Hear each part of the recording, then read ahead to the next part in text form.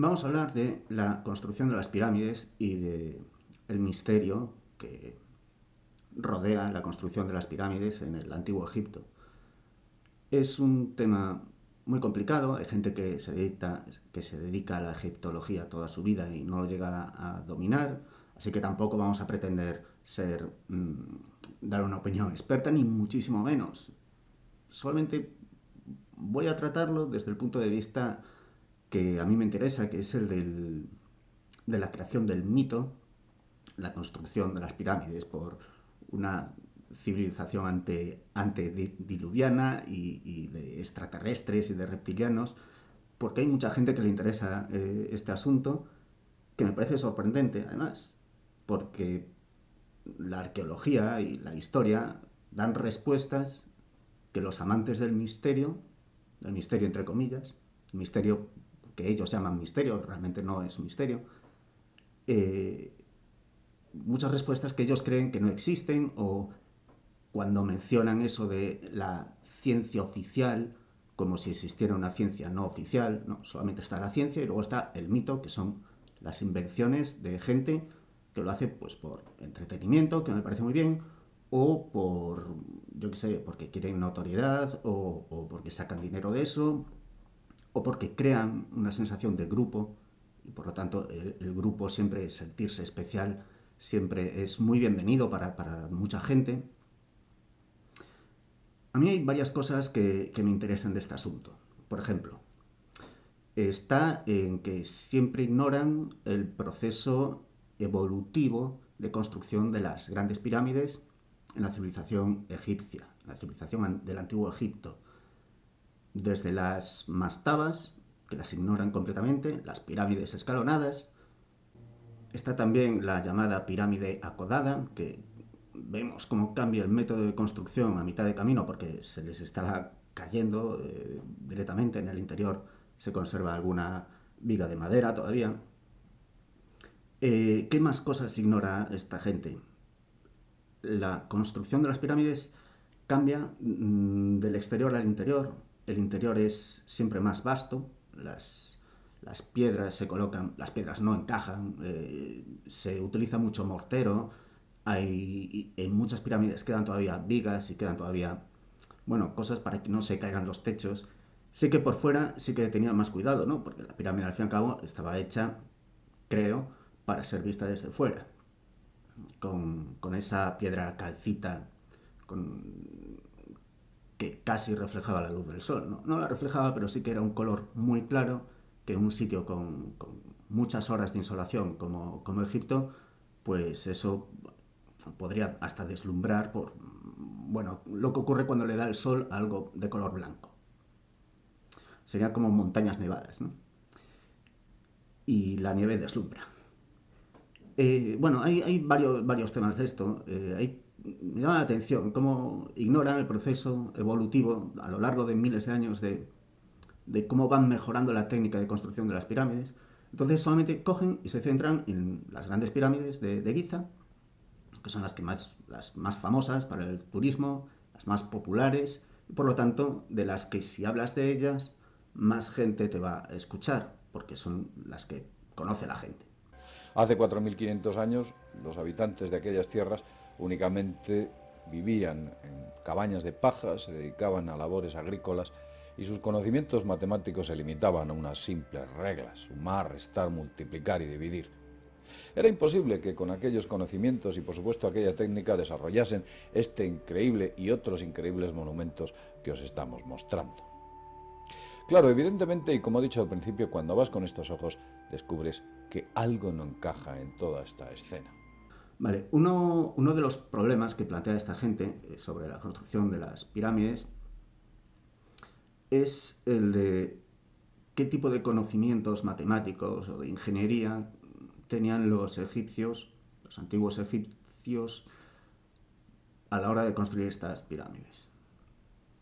Bueno, hay que decir que tenían bastantes conocimientos de geometría y de construcción, o sea, de ingeniería también, conocimientos matemáticos, sobre todo de geometría. No estamos todavía en la etapa de los griegos, de Euclides, por ejemplo, pero sí que pues, sabían determinar ángulos rectos, con varios métodos, sabían determinar el nivel de horizontalidad de una piedra, una mesa, lo que fuera. Luego tenían grandes conocimientos astronómicos, como toda sociedad que vivía de labores agrícolas, les iba la vida en tener conocimientos de astronomía. Y esto ocurre incluso con civilizaciones ágrafas, con civilizaciones que no escribieron. Los egipcios sí eran una civilización que escribía, con jeroglíficos, con otro tipo de escritura, pero por ejemplo los incas, creo recordar que no tienen escritura y sin embargo sabemos que tenían conocimientos astronómicos, determinar la posición de las estrellas, prever eclipses, bueno, todo lo que tiene que ver con lo que es una sociedad agraria o agroganadera.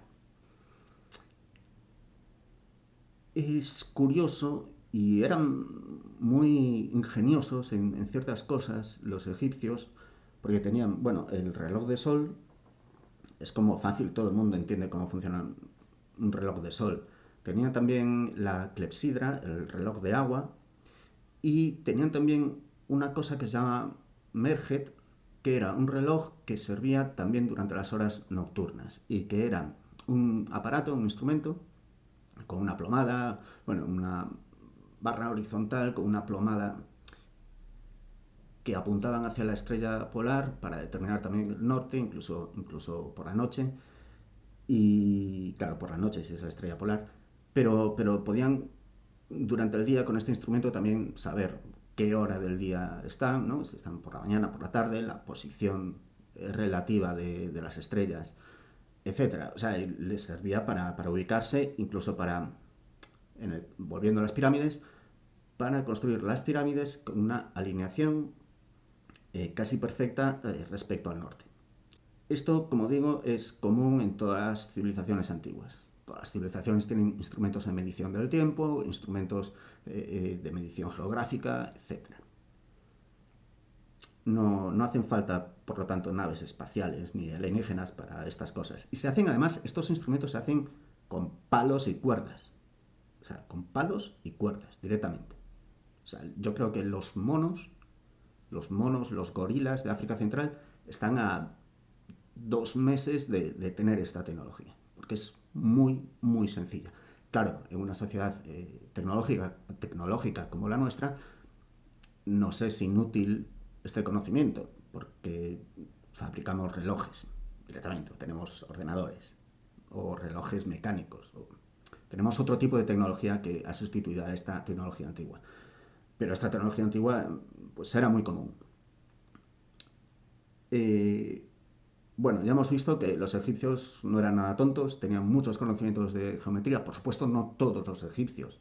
La inmensa mayoría eran trabajadores del campo. Pero sí que, pues, en el Egipto de los faraones, el Imperio Antiguo concretamente, pues sí que había una clase de escribas, de sacerdotes que, bueno, pues sabía leer y escribir y tenía estos conocimientos astronómicos, de ingeniería, etc. Y con estos conocimientos construían las pirámides. Pero si nos centramos en la tecnología que utilizaron los egipcios, que fue ni más ni menos que el cobre, os aseguro que tiene una dureza un poquito inferior a 3. Entonces, ¿alguien me puede explicar cómo pudieron cortar las piedras de la Gran Pirámide? Otro asunto es el de cómo era posible que cortaran estas piedras tan duras. El misterio de cortar piedras. Os voy a dejar enlaces a algunas páginas que explican cómo cortaban estas piedras, distintas técnicas pues, para hacer agujeros, para hacer láminas, para cincelar, etc. Y hay una chorradita, con perdón, que es el de aludir a la escala de Mohs diciendo los egipcios, en el Imperio Antiguo, en el momento de construir las grandes pirámides de Giza, el resto de pirámides no nos preocupa, solamente vamos a las de Giza, por alguna razón, no sé. A mí me parece mucho más interesante cómo empezaron a construir primero monumentos megalíticos, etcétera, ¿no? Porque ahí se puede ver entonces una evolución, ¿no? ¿Cómo era posible que con instrumentos de cobre cortaran roca más dura que el cobre? La pregunta no es cómo es posible que hicieran esto. La pregunta es, primero, ¿por qué dices que solamente utilizaban instrumentos de cobre? Lo que utilizaban para cortar rocas muy duras, el material más empleado era la madera, que incluso diríamos que es más blanda que el cobre, ¿verdad? Era la madera.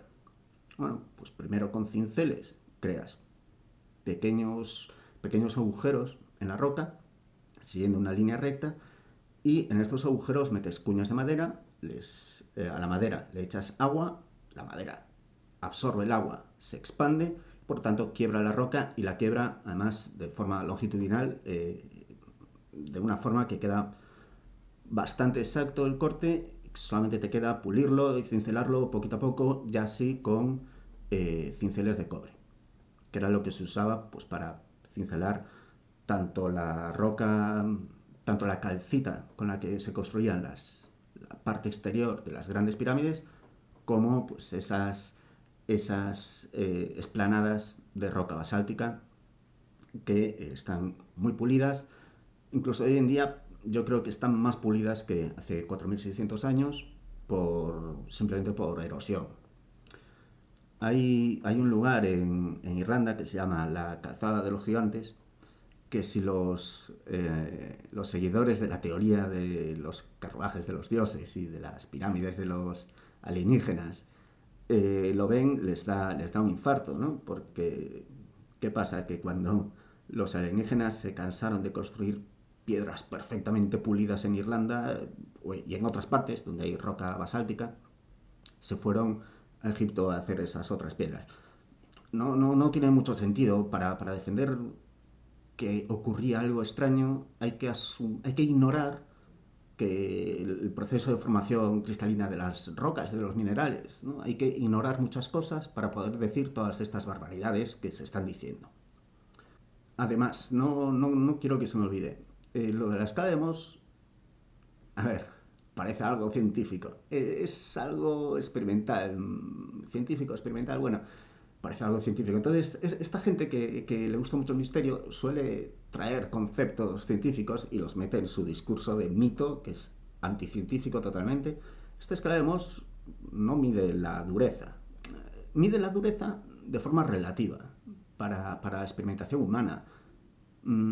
El uso que tiene esta escala de Mohs es prácticamente taxonómico, es en una operación de campo identificar una roca, y ya que las rocas, bueno, pues pueden tener mezclas de otros compuestos o de otras rocas y no siempre aparecen con el mismo color o con la misma textura. Entonces se utiliza la escala de Mohs, se utiliza el rayar la roca que se quiere identificar y ver en qué punto de la escala está, entonces para poder clasificarla. Pero realmente no nos dice lo de la... O sea, es una cosa muy mala para determinar la dureza de un material o la resistencia o flexibilidad de un material. Aunque la calcita sea un 3 en la escala de Mohs y el cobre algo menos de un 3 en la escala de Mohs, el cobre rompe la calcita. Tú si cincelas a calcita con cobre, la cincelas, o sea, la quiebras. Otra cosa es rayarla en una superficie perfectamente pulida, perfectamente lisa. Ojo, vuelvo a insistir, los egipcios no solo utilizaban el cobre, ya hemos dicho que utilizaban mayormente la madera, las cuñas de madera, pero es que a veces utilizaban el cobre con cuarzo espolvoreado para cortar, por ejemplo, pues el basalto, que es un material más duro que el cobre. El cuarzo en la escala de Mohs es un 7, la calcita es un 3, el basalto debe ser un 6, no lo sé, pero es que si ya tienes polvo de cuarzo, ya puedes pulir y ya puedes rayar otros materiales, pues como el basalto, como la calcita. Y los egipcios no solo usaban el cobre en sus cinceles o en sus taladros. Hay una forma de taladro egipcio que consiste, pues bueno, tú tienes el taladro, la punta, digamos, le pasas una cuerda alrededor y como un arco unes los dos extremos de la cuerda. Ya os digo, os voy a dejar enlaces a páginas donde explican esto bastante bien, pero para que veáis este tipo de cosas que son bastante absurdas. Luego, sí es cierto que en la construcción de las pirámides pues, hay algún tipo de misterio, pero es que en todas las ciencias, en todas las investigaciones normales que no tienen que ver con alienígenas, siempre hay interpretaciones diferentes ante los mismos hechos. Y por ejemplo, hay una duda sobre la construcción de las grandes pirámides que es eh, cómo construían las capas superiores de las pirámides, cómo subían los bloques. Bueno, más o menos entendemos que iban construyendo de abajo arriba, pero no tenemos muy claro si construían desde el interior hasta el exterior, si hacían una única rampa, si hacían una rampa en forma de zigzag por los laterales, subiendo por los laterales de la pirámide. Yo soy partidario de la teoría del zigzag, de ir subiendo primero por una cara, luego por la otra y luego por la otra, porque creo que es la forma de mínimo esfuerzo y hay que recordar que los egipcios, a los egipcios les preocupaba la eficiencia económica y manual y de trabajo en la construcción de las pirámides. Claro que eran monumentos, tumbas muy importantes para ellos, pero, pero tampoco eran idiotas. Y si podían ahorrar trabajo, pues yo creo que elegirían la forma espiral. Y, y además, no olvidemos que dentro de las pirámides, el interior de las pirámides está hecho como de forma apresurada, como con roca más bastarda, no tan pulida, no tan bien hecha.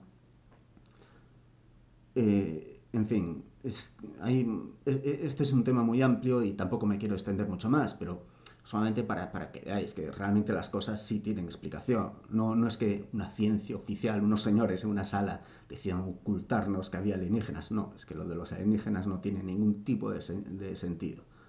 Y no, tampoco tenían electricidad los antiguos egipcios. No tenemos ninguna prueba de eso. O sea, ¿por qué inventar lo de la electricidad del antiguo Egipto? ¿No es mejor buscar la explicación normal, la explicación académica? Bueno, en fin, la gente tiene que comer, yo qué sé. Venga, hasta otra.